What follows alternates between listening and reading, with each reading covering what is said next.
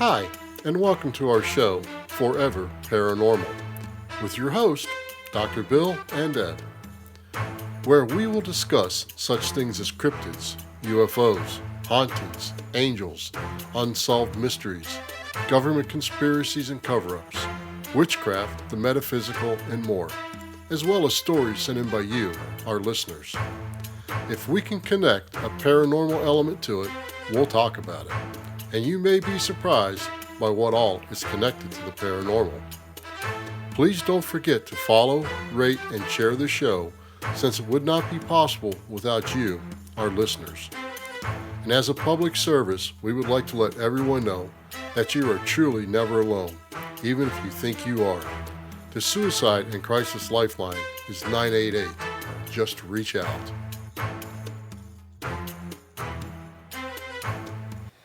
Hi, Deb. How are you? Good. How are you? I'm doing really good. So, are you ready to talk about goats, spies, and third eyes today?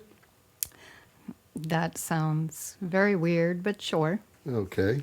Hi, everyone, and welcome to this week's episode, where we are going to discuss clairvoyance and telekinesis in the form of some U.S. government projects, all sponsored from black money funds and mostly run through private companies.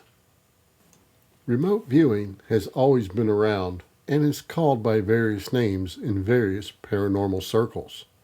But how in the heck did the U.S. government get involved? You have to remember that this was during the height of the Cold War with the Soviet Union. The Soviets were using a program called Psychotronic between 1969 and 1971 and was spending approximately 60 million rubles a year on it.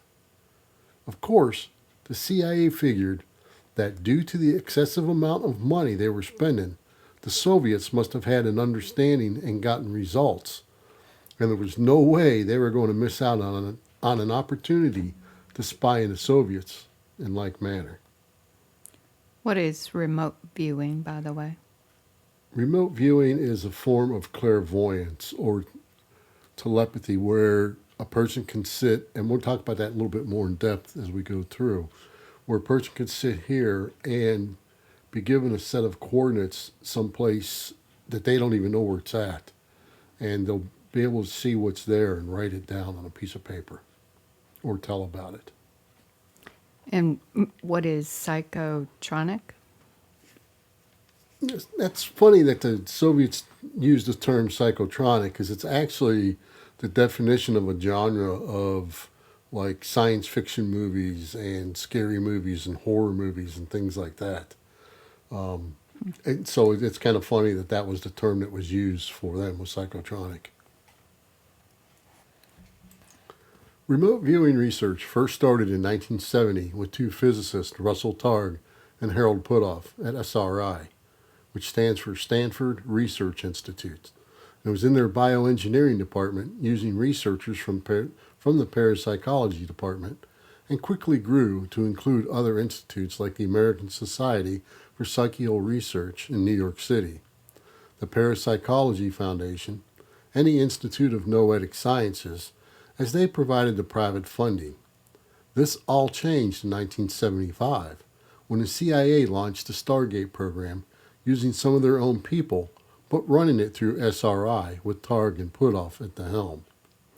What did the researchers do at SRI? They practiced telekinesis and they put protocols together on how to do things and clairvoyance, and they set up all the foundations of how things were going to be done. And they proved that it was true and useful. And what about the Stargate project? What is that? The Stargate project is what the U.S. government called their attempt to get into it and use military people, so on and so forth. I don't have any idea what noetic means, so what is noetic sciences?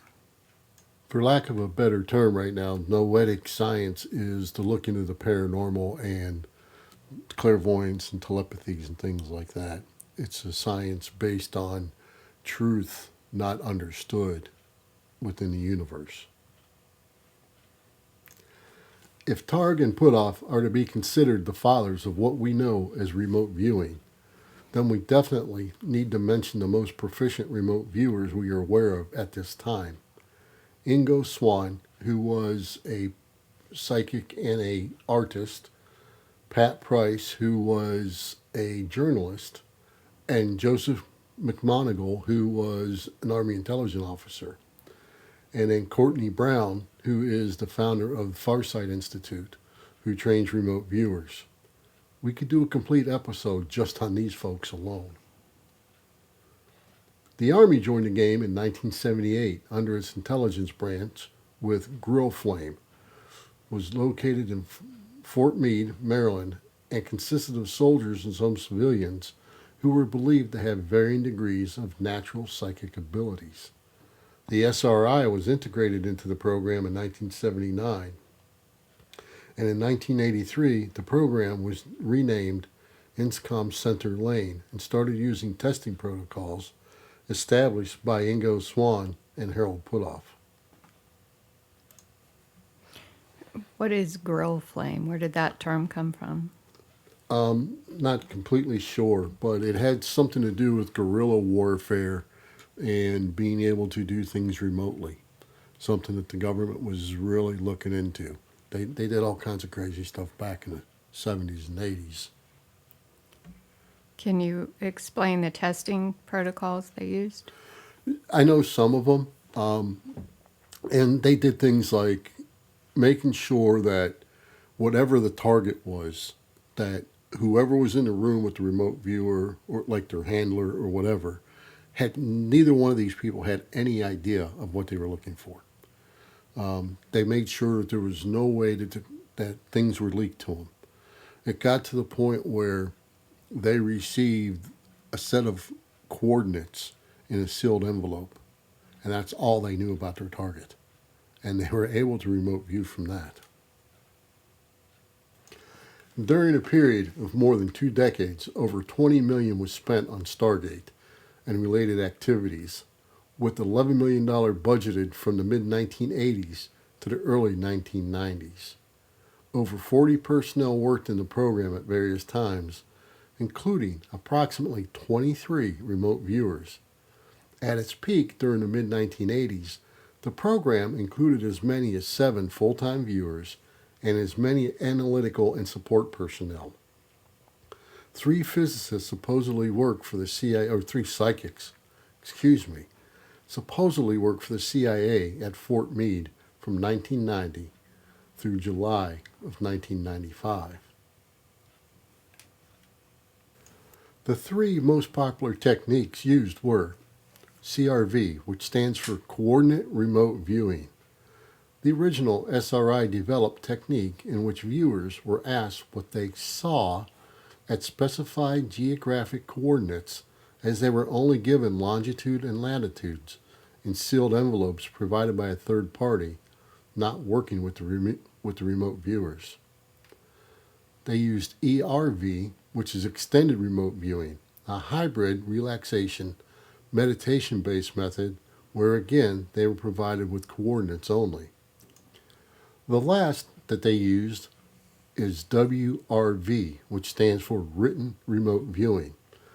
It's a hybrid of both channeling and automatic writing, and was introduced in 1988, though it proved controversial and was regarded by some as much less reliable.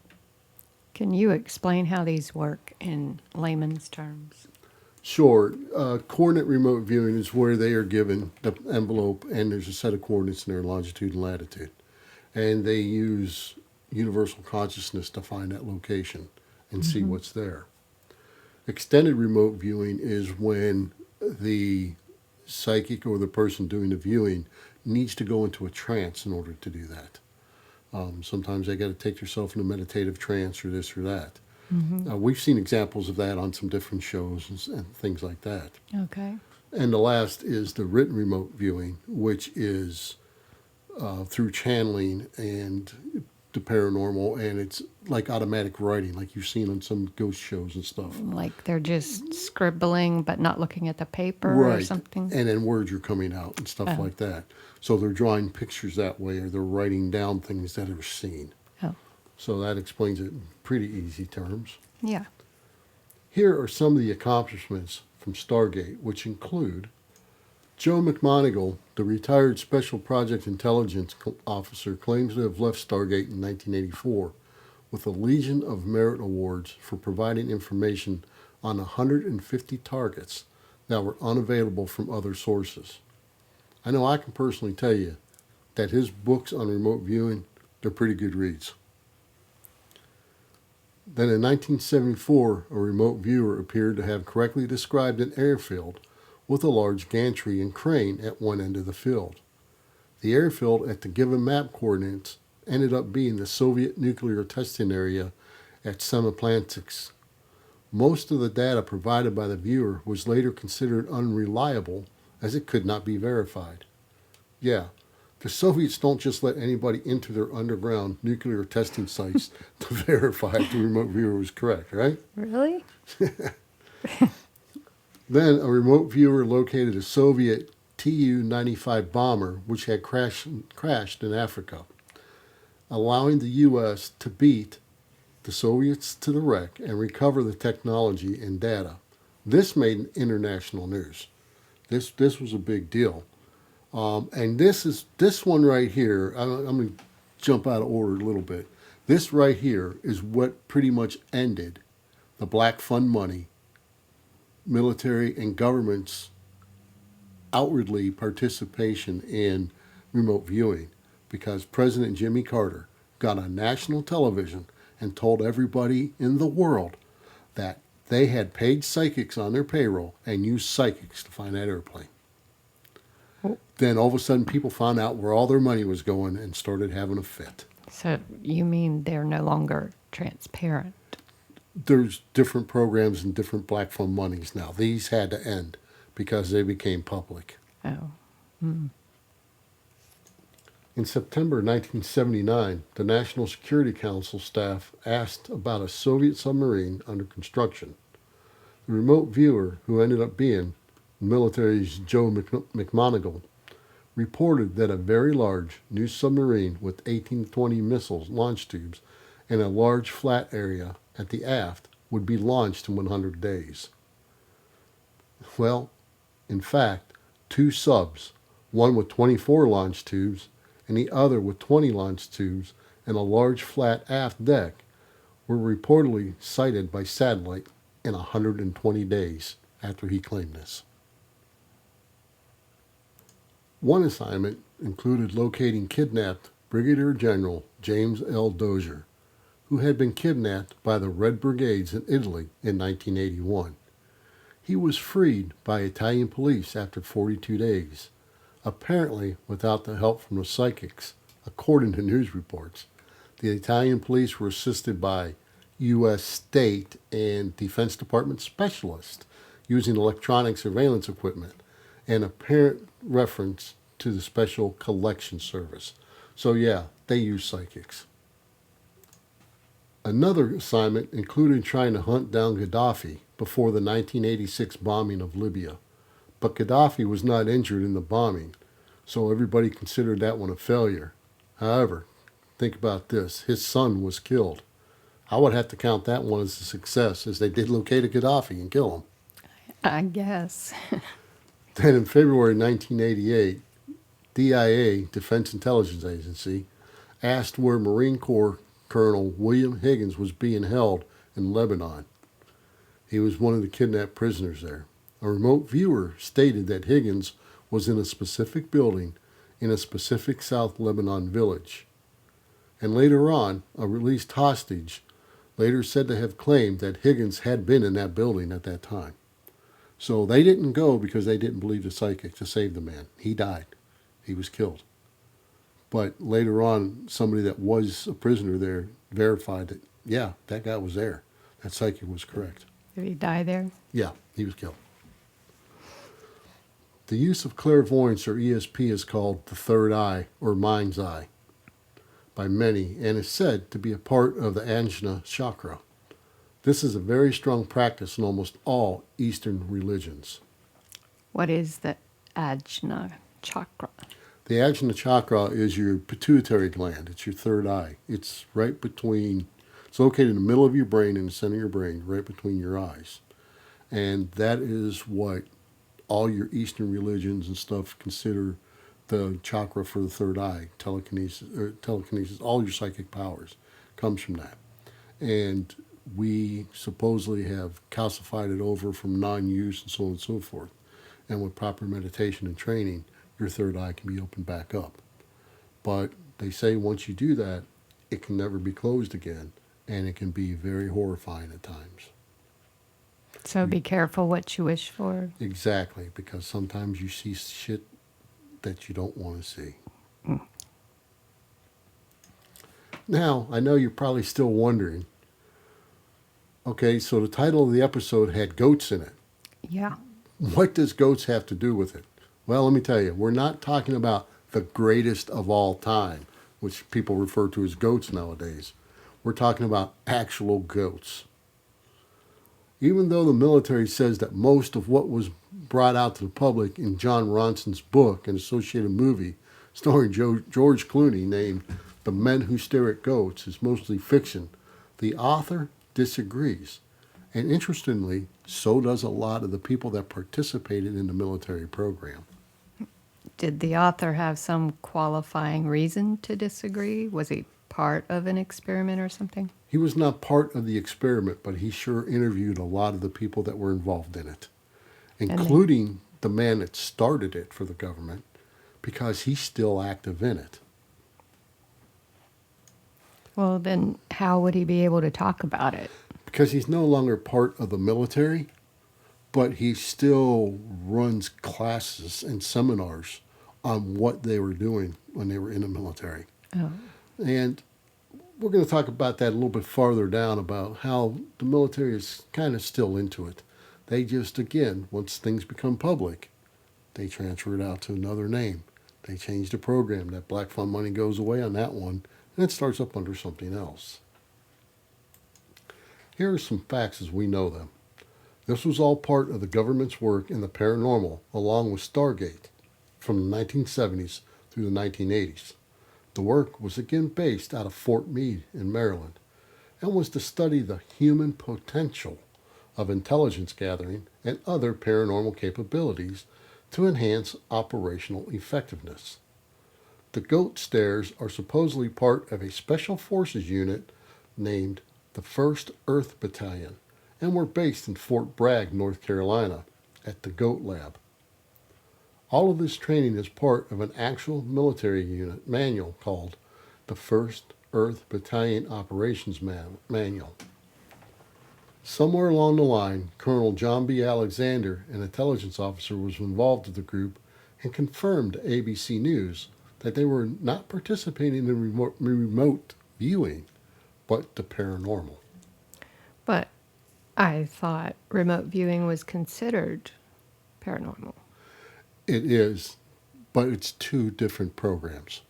And I think he was just making a clarification that it was not the same program. Oh.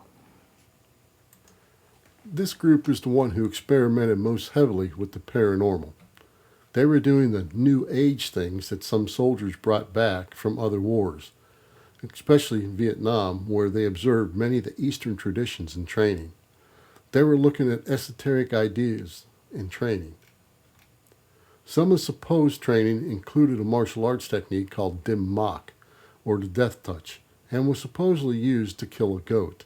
Attempts to become invisible, walk through walls, read minds, and bend spoons. Were they successful in any of that? Bending spoons, killing a goat. Yeah, one was verified as being killed. And as far as going through walls or becoming invisible, no, that was never proven. But there are some pretty good documentaries out there with some of these former soldiers talking about it. Mm-hmm. They tried to do this stuff. I mean, they were really into it. You know, the power of the mind. But then you got to think about this for a minute. We know that our government has a history of only telling partial truths, providing only partial information. Remote viewing, telekinesis to kill goats, or whomever, right? Mm-hmm. If they can get the technique down to kill a goat, then they can assassinate whoever they want, the CIA, by this method. So it wasn't about a goat. Then they had things about UFOs, aliens, and Sasquatch. How much about this do we still not know? They must know something since they still run the PSYOPs through the airborne school. PSYOP is where they go after people's minds. You know, they use radio, they use media, they use papers. They blast Barney's I Love You, You Love Me song at prisoners 24/7 to break them down mentally. The PSYOP program's still hard in use, you know. And during the beginning of the Afghan war, that's the program that got called out for the way they were torturing prisoners. I mean, they were torturing them, you know. So, and then, you know, another thing to keep in mind is it doesn't matter if we're talking about UFOs or the paranormal, but somewhere along the line, the government always involves a private contractor to do this work with our government. Why is this? Well, I believe it's because the Freedom of Information Act does not pertain to the private sector or businesses. In other words, they can't tell you anything. They won't tell you anything. So the government can take the black funds and hide what they're doing from everybody. And you can fill out all the Freedom of Information Act paperwork you want to. They don't have to tell you anything because it's not through the government per se. If you'd like to learn more on this subject, then there are some really great books and documentaries out there. You just need to go find them. I know one that is really good is called Third Eye Spies, and it's on Netflix. Mm-hmm. It's got Russell Targ and Harold Putoff and everybody in it. So that would be one that I would suggest. Well, folks, that brings us to the end of the episode. So thanks for listening. And until next time, when we discuss another tale yet to be told. Thank you for listening, and remember to like and share the show. We would also appreciate a 5-star rating wherever possible to help new listeners find the show. We welcome all questions or comments you may have about this or any other episode, and our contact information can be found in the show notes of this episode. You can also follow us at foreverparanormal.com, and if you'd like to support us, you can buy me a coffee at buymeacoffee.com/foreverparanormal. The links to these are also in the show notes of this episode.